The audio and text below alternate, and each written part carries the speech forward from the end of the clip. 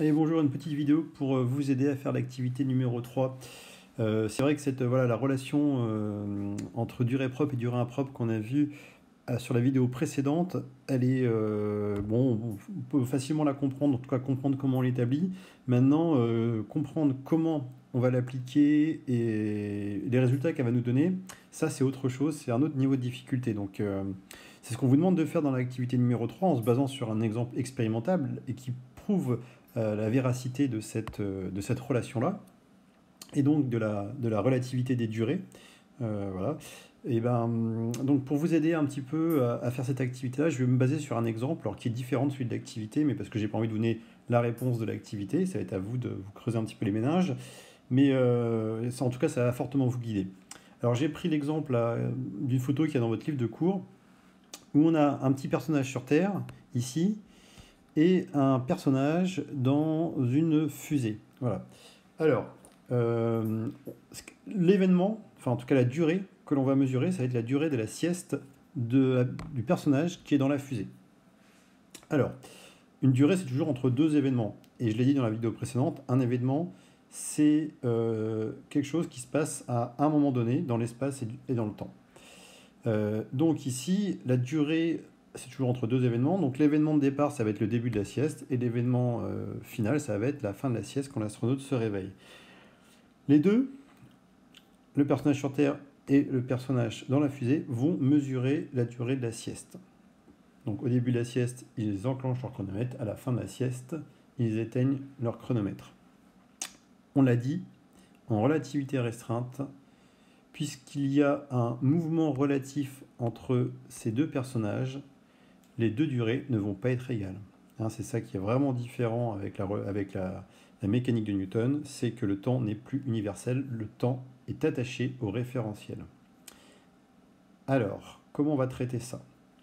On sait qu'on a une relation ici entre les durées, mais la question c'est, et ça sera ça dans les exercices en fait que vous aurez à faire, c'est bien identifier qui mesure une durée propre et qui mesure une durée impropre. Alors pour ça, faut localiser qui est dans le référentiel propre. Je vous rappelle, le référentiel propre, c'est le référentiel dans lequel les deux événements se situent au même endroit de l'espace. Ici, le référentiel propre, c'est clairement celui de la fusée. Le début de la sieste se fait à un endroit de la fusée et la fin de la sieste se fait exactement au même endroit. Par contre, dans le référentiel terrestre, le début de la sieste se fait en ce point-ci et la fin de la sieste se fera plus loin. Donc c'est en deux endroits de l'espace différents. Donc, le référentiel propre, c'est la navette ou la fusée. Et le référentiel ici terrestre, lui, c'est un référentiel impropre. Voilà. Donc, dans le référentiel propre, on mesure la durée propre, qu'on note en général delta TP. Et dans le référentiel impropre, on mesure la durée impropre qu'on note, alors delta TI si vous voulez, mais c'est vrai qu'on marque delta TM comme durée mesurée. Voilà. Et donc, on sait que des deux durées, la plus petite, ça va être la durée impropre. Pardon, excusez-moi, je reprends. La plus petite des deux, ça va être la durée propre. Voilà. La durée propre, c'est toujours la plus petite durée que l'on mesure.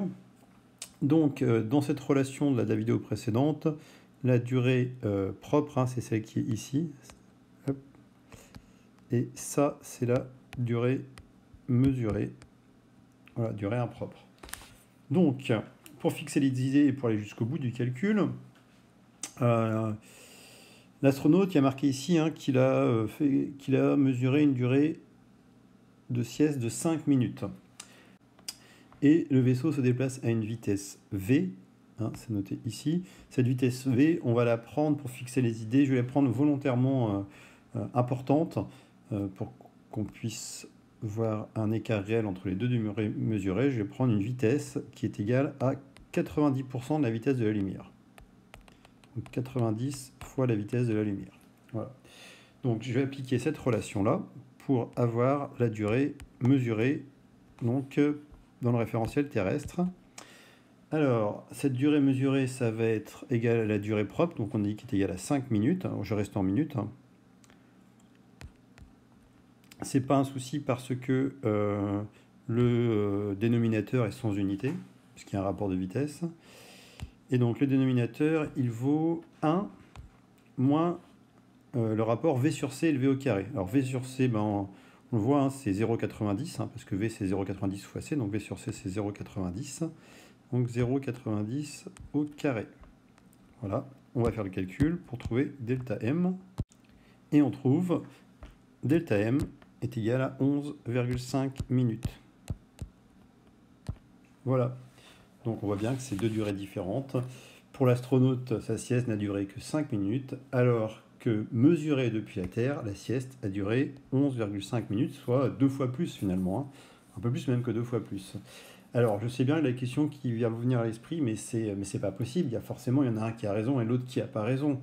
C'est parce qu'en fait, ce genre de choses, ce type de questions qu'on se pose, c'est parce qu'on n'a pas l'habitude de vivre la relativité des durées. C'est quelque chose qu'on ne voit pas dans notre quotidien. Et d'ailleurs, l'objet de l'activité suivante, l'activité numéro 4, va être d'essayer de comprendre pourquoi dans notre quotidien, on ne voit jamais cette relativité des durées et que pour nous, le temps nous semble universel, alors qu'elle existe bien, cette relativité des durées. Et donc la question que vous posez, c'est pour savoir qui a raison. C'est soit 5 minutes, soit 11,5 minutes, ça peut pas être les deux à la fois. Si, eh bien si, parce que le temps, c'est comme les vitesses, c'est relative. Je prends un exemple avec les vitesses. Exemple que vous avez vu dans les classes inférieures.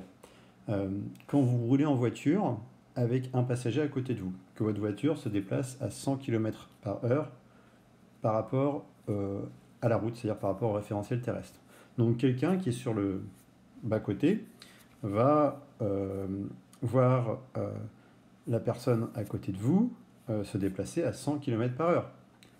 Mais en même temps, pour vous, la personne qui est à côté de vous, elle ne se déplace pas à 100 km/h. Elle ne se déplace pas du tout. Elle a une vitesse de 0 km/h. Donc cette personne, elle a en même temps, par rapport à vous, une vitesse de 0 km/h, et par rapport à la personne qui est sur le bas de côté, une vitesse de 100 km/h. Et bien là, pour le temps, c'est exactement la même chose. La durée, elle est relative au référentiel. Donc, par rapport au référentiel de la fusée, la sieste a duré 5 minutes, mais par rapport au référentiel terrestre, la sieste a duré 11,5 minutes. Alors, je sais bien que c'est un petit peu difficile à comprendre, mais encore une fois, c'est parce qu'on n'en fait pas l'expérience quotidiennement. Et dans l'activité suivante, vous allez comprendre pourquoi. Et on fera une autre activité où on se placera dans un monde imaginaire où la vitesse de la lumière est plus faible. Et donc, dans ce monde-là, on verra que les effets de la relativité restreinte sont visibles dans le quotidien. Et on verra ce que ça peut impliquer. Voilà, c'est une activité assez marrante. Je vous laisse là-dessus.